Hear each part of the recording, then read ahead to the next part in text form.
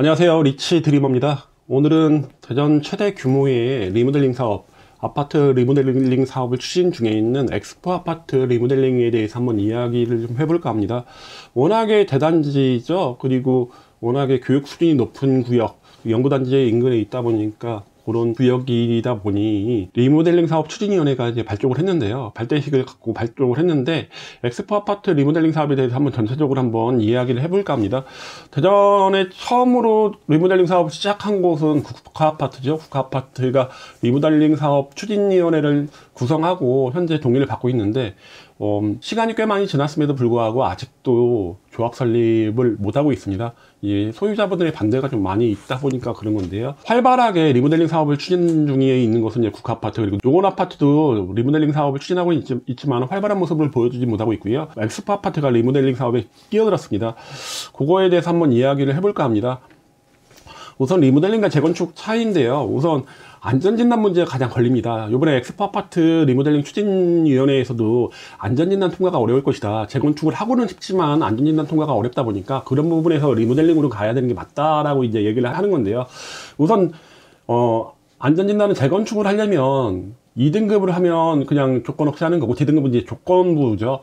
그러다 보니까 D등급 이상이 나와야 되는데 요게 안 나올 가능성이 많다는 거죠. 40년이 지난 아파트의 안전진단 통과도 어렵다 보니까 1994년도에 지어진 엑스포 아파트의 안전진단 D등급 이상 받기는 어려울 것이라고 보는 것 같고요. 그리고 중축 범위입니다. 용적률 내에서 이제 가능하고요. 기존 전용 면적에서 30-40% 이내에서 가능한데요. 용적률 범위 내에서 가능하다 보니까 엑스포 아파트 같은 경우는 용적률이 190%가 넘습니다. 그러다 보니까 증축되는 세대수가 한계가 있다는 거죠. 그러다 보니까 리모델링이 좀 더 사업성이 있다고 판단하는 것 같고요. 여러 가지 기부 체납 부분에 있어서도 리모델링이 없다 보니까 그런 부분에서 이번에 추진위원회 쪽에서는 장점으로 보는 것 같습니다. 그리고 리모델링하고 재건축 사업 과정을 좀 보면요, 가장 중요한 게 두 군데 다 조합 설립 인가입니다. 근데 현재 대전은 투기과열지구로 묶여 있다 보니까 투기과열지구 재건축 사업에서는 조합 설립 인가 이후부터는 조합원 지위 양도가 안 됩니다. 조합원 지위 양도가 되는 경우가 있긴 한데 정말 극히 일부분, 소수에 불과합니다.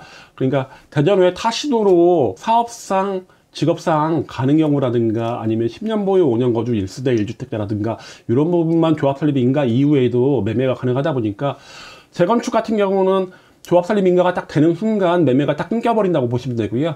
리모델링은 이제 그런 것들이 없죠. 조합 설립이 돼도 조합원 지위 양도 금지라는 제약사항이 없다 보니까 그런 점에서는 리모델링한테 큰 점수 주고 싶고요. 그리고 기간입니다. 기간들을 보면 소유 기간이 이제 보통 재건축 10년이라고 제가 표현은 했지만은 10년보다 훨씬 더 많이 걸리죠. 보통 대전에서 재건축하는 곳들 보면 15년 이상 걸리는 것으로 보여지고요. 리모델링 같은 경우는 정말 조합 설립 인가만 빨리만 된다면 4에서 6년 내에 가능한다는 게 있고요. 또 하나는 재건축 같은 경우는 이제 초과이익 환수제라는 법률로 인해서 굉장히 많은 부담금을 미발생 세금이라고 저희가 말씀을 하죠. 미발생 세금을 내야 된다는 그런 단점들이 있는데 리모델링은 이게 그게 없다는 장점이 있고요. 수평 중식 수직 증축인데요. 8호 미만 같은 경우는 전용 면적 40%, 그러니까 한 12평 정도 이제 늘어나는 거고요. 15층 이상, 지금 엑스포 아파트가 17층으로 구성되어 있다 보니까 최대 3개층까지 수직 증축이 가능한데 이것도 이제 B등급 이상 나와야지 가능하죠.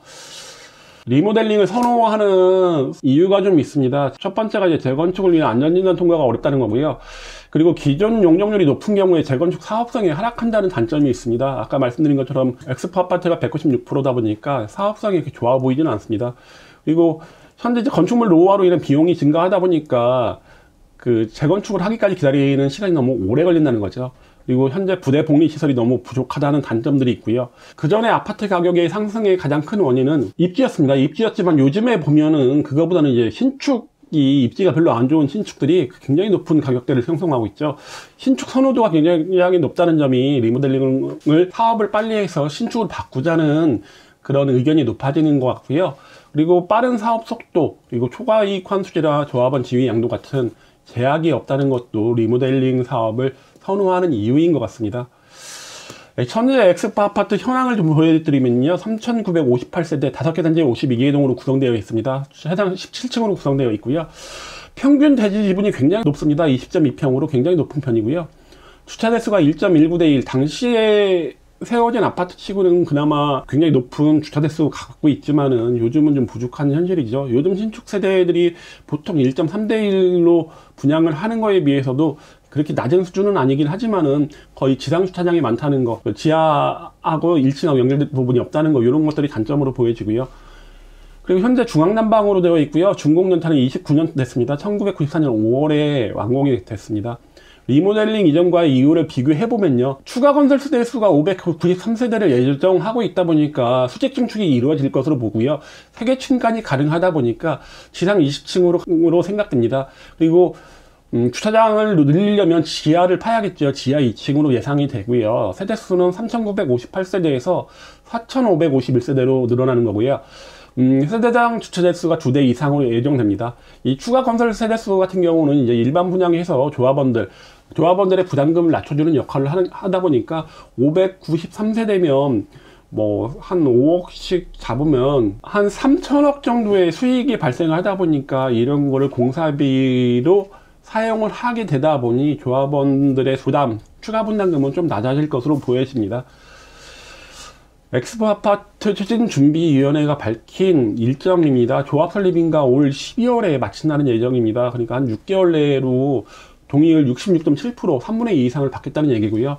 그러면 시공사 선정을 내년 2월에, 그리고 착공을 2025년 3월에 하고 완공을 2028년 6월에 할 생각으로 있습니다. 아파트 리모델링 사업 같은 경우는 가장 중요한 게 조합 설립 인가입니다. 66.7%, 3분의 2 이상만 동의를 받게 된다면 굉장히 빠르게 사업을 추진할 수 있고, 반대하시는 분들이 있다면 이제 매도 청구로 조합에서 매수를 하게 되는 건데요.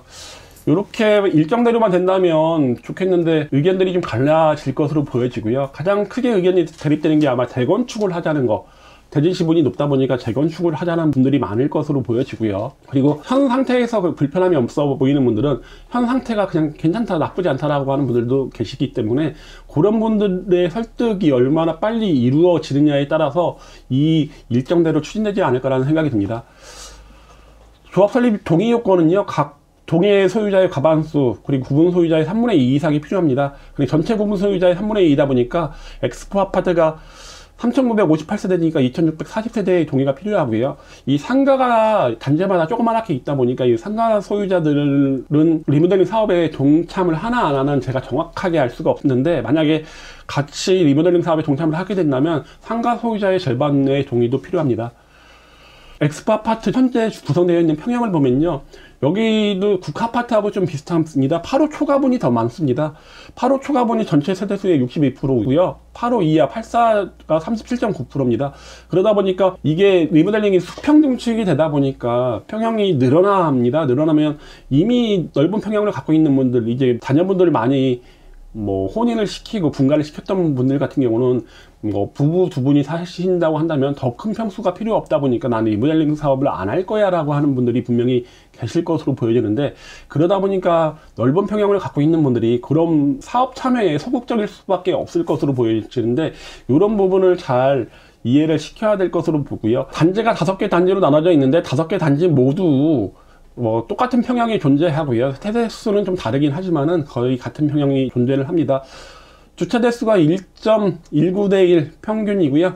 그리고 지금 실거래가 보면 32평 같은 경우가 4억 5천에서 5억, 43평대가 6억 초반대, 48평대가 7억 내외, 56평대도 7억 내외. 56평 같은 경우는 요즘에 거래가 많지 않았기 때문에 정확하게 요즘 시세를 잘 모르겠지만은 예전에 거래됐던 사례입니다. 문희동 해링턴 같은 경우가 84 기준 9억 이상을 찍기도 했다 보니까 그거에 비해서 굉장히 많은 가격 차이가 나는 거고요. 새 아파트로 리모델링이 된다고 한다면 굉장히 많은 시세 차익은 있을 것으로 보여집니다.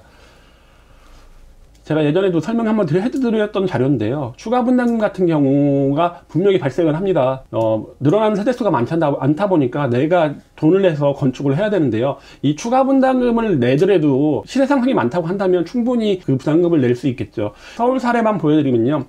리모델링 책정을 5억 했던 곳이 추가 분담금 1억 8천을 해서 10억 정도가 됐고요. 현재는 한 20억 정도 하다 보니까 하고요. 그리고 강남구 같은 경우는 뭐 10억짜리가 리모델링 직후에 14억, 현재는 25억이니까 굉장히 많은 시세 차익. 그리고 상승을 하더라도 구축 아파트보다 신축 아파트의 상승률이 훨씬 높다 보니까 현재 이런 시세 상승을 보여줬던 것으로 보여지고요. 요번에 대전시장으로 당선된 이장호 당선자의 대전 지하철 공약을 보면요.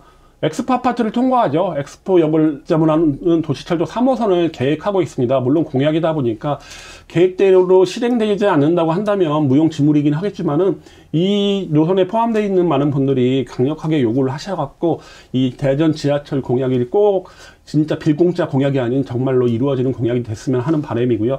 이렇게 만약에 지하철이 완공이 된다면 엑스포 아파트의 신축 플러스 역세권이라는 두 가지 시너지 효과로 인해서 굉장히 큰 시세 차익 보여질 것으로 보여지고요. 지도를 좀 확대해서 보여드리면요. 이런 모습입니다. 엑스포 아파트. 이게 신탄진에서 출발해서 관평동 테크노밸리를 거쳐갖고 엑스포 아파트 문지동을 거칩니다. 그리고 여기에는 이제 4개의 환승역이 존재할 것으로 보여집니다. 도시철도 4호선을 예정하고 있는데 여기에 환승역이 하나, 그리고 2호선 트램역과 등산역에서 하나, 그리고 광역철도와 중촌역에서 하나, 그리고 1호선과 중앙로역에서 하나, 이렇게 4개의 환승역이 예상이 되는데요. 근데 요번에 저는 공약을 보면서 정말 이게 계획대로 될까라는 생각이 됐는데, 이장호 시장 당선자 같은 경우는 4번선, 4호선, 5호선 모두 다 동시에 착공을 한다고 공약을 했는데요. 저는 뭐 공약대로만 되면 정말 좋을 것으로 보여집니다. 교통 소외 지역들이 이런 혜택을 많이 보다 보니까 뭐 똑같은 세금 내는데 똑같은 혜택을 못 보면 그게 차별이죠. 그러다 보니까 제대로 좀 됐으면 좋겠다는 생각이 들고요. 전민동 엑스포 아파트의 입지를 보면요, 현재 굉장히 단지는 큽니다. 갑천주가 가능한 세대가 많은 편이고요. 엑스포 아파트 2단지, 3단지에서는 갑천주가 가능한 세대가 많은 편이고요. 회덕IC가 건설되죠. 회덕IC가 건설되면서 경부고속도로의 연결점은 굉장히 빨라졌죠. 호남고속도로는 북대전 IC가 굉장히 가깝게 위치하고 있고요. 대덕특구 동쪽 진입도로에 이제 교량이 예정되어 있다 보니까 회덕IC로의 진출입은 굉장히 빠를 것으로 보여집니다. 연구단지들이 대부분 구성되어 있고요. 역세권 빼고, 대중교통 빼고는 엑스포 아파트 입지는 굉장히 좀 좋은 편입니다. 그리고 전민중, 문지중 같은 경우에 학업성 지수가 워낙에 좀 높은 편이고요. 이러다 보니까 지금은 많이 바뀌었죠. 테크노밸리가 생기고 하면서 많이 바뀌긴 했지만 굉장히 고소득층들이 굉장히 많이 살던 엑스포 아파트였는데요. 이 리모델링으로 다시 새 아파트가 되면 다시 한번 그러지 않을까라는 생각이 들고요. 인근 중학교 특목고 진학률 보면요, 전민중학교가 상당히 높습니다. 전민중학교가 과학고 1명, 외고 국제고 15명을 보냈습니다. 문지중도 나쁘지 않습니다. 과학고 2명, 외고 국제고 1명 보냈고요. 대전에서 전민중학교는 탑5 안에 드는 학교라고 보시면 되고요. 엑스포 아파트 리모델링 사업에 있어서 부정적인 요인을 좀 보면요, 추가 분담금입니다. 내 돈을 많이 내서 건설을 해야 되는 건데요, 억대 이상은 분명히 나올 것으로 보여지다 보니까 이런 부분에 대한 부담감을 느끼는 분들의 반대가 있을 것으로 보여지고요. 다양한 평형으로 구성되어 있고, 그리고 지금 주차라든가 이런 것들에 불편함을 느끼는 젊은 분들이 있는가 하면 그렇지 않고 나이가 좀 퇴직하신 분들 같은 경우는 또 크게 불편함을 못 느끼다 보니까 이런 부분들로 인한 이해관계가 좀 복잡하다는 거, 그리고 대형 평수가 높다는 거, 그리고 리모델링을 하면 동간거리가 좁아지고 이렇게 좀 길어지다 보니까 동굴형 구조가 되죠. 이런 부분에 대한 반발, 그리고 재건축을 원하는 세대와의 갈등도 있을 것으로 보여지고요. 재건축을 하게 되면 대체주택이라든가 일시적 2주택, 대체주택인데 잘못 썼네요. 대체주택이라든가 일시적 2주택 세제 혜택이 없다는 거, 그러니까 내가 어디 이주해 나갔을 경우에 다른 집을 구했을 경우, 아니면 이걸 샀을 경우에 세제 혜택 등이 재건축에 비해서 없다는 점, 이런 점 등이 좀 단점으로 보입니다. 이렇게 오늘은 제가 생각하는 엑스포 아파트 리모델링 사업에 대해서 좀 말씀드렸는데요. 제가 봤을 때는 그냥 하는 게 더 나중에 아파트 가격 상승에서는 더 도움이 되지 않을까. 그리고 빠르게 된다는 게 장점이다 보니까 재건축으로 한다고 한다면 좋긴 하겠지만은 워낙에 오랜 시간이 걸리다 보니까 리모델링이 대안이 될 수 있다는 건 분명해 보입니다. 그럼 이상으로 마치겠습니다.